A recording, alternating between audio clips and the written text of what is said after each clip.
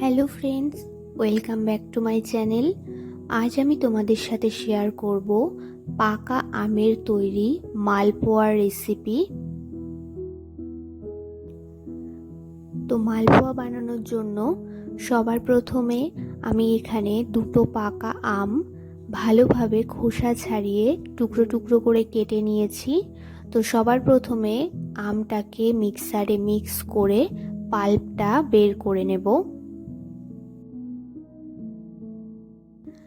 মালপোয়ার ব্যাটারটা তৈরি করব, তার জন্য সবার প্রথমে এখানে একটি বাটিতে বড় কাপের 1 কাপ মতো ময়দা আর নিয়ে নেব 1 কাপ মতো সুজি।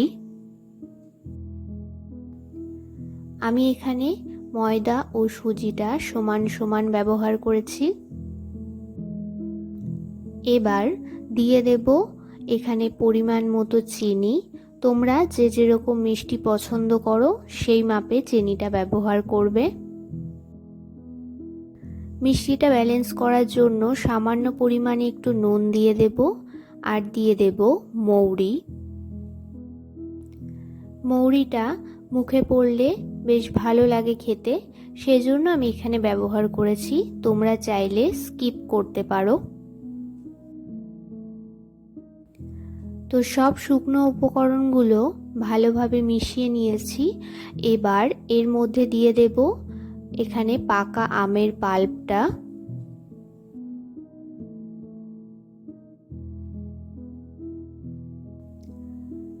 আমের পাল্পটা দিয়ে সবকিছু ভালোভাবে একটু মিশিয়ে নেব।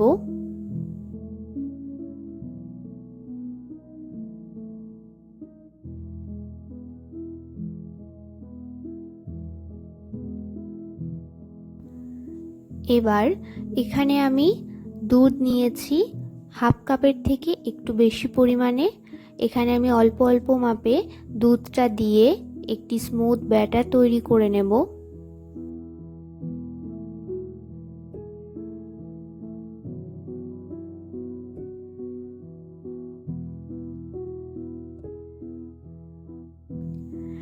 মোটামুটি ব্যাটারটা একটু পাতলা করব, কারণ সুজিটা পরে ফুলে উঠবে, তো ব্যাটারটা আমাদের ঘন হয়ে আসবে। আমার এখানে পুরো দুধটাই লেগে গেছে। ব্যাটারটা মোটামুটি তৈরি হয়ে গেলে 10 মিনিটের মতো রেস্টে রেখে দেব। তো এখানে দেখো 10 মিনিট পর ব্যাটারটা ভালোভাবে ঘন হয়ে এসছে আর সুজিটাও ভালোভাবে ফুলে উঠেছে।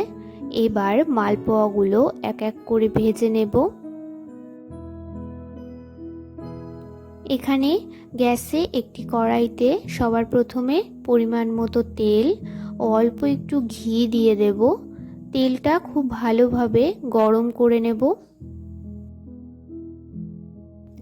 এখানে আমি কিছুটা ব্যাটারের অংশ তেলের মধ্যে ফেলে দেখলাম।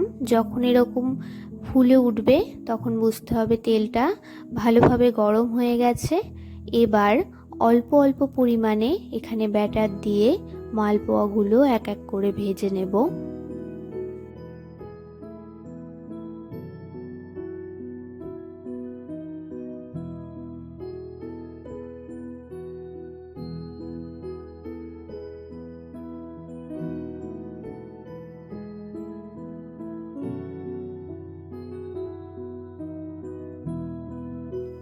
এখানে আমার একটি মালপোয়া ভেজে নেওয়া হয়ে গেছে।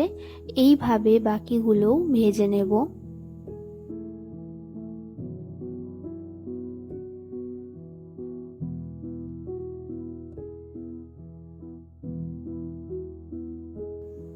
তো তৈরি হয়ে গেল পাকা আমের মালপোয়া রেসিপি।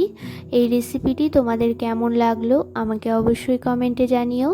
যদি ভালো লেগে থাকে তাহলে একটি লাইক করে দিও। আমার চ্যানেলে নতুন হয়ে থাকলে চ্যানেলটি সাবস্ক্রাইব করে পাশে থেকো। দেখা হচ্ছে নতুন ভিডিওতে।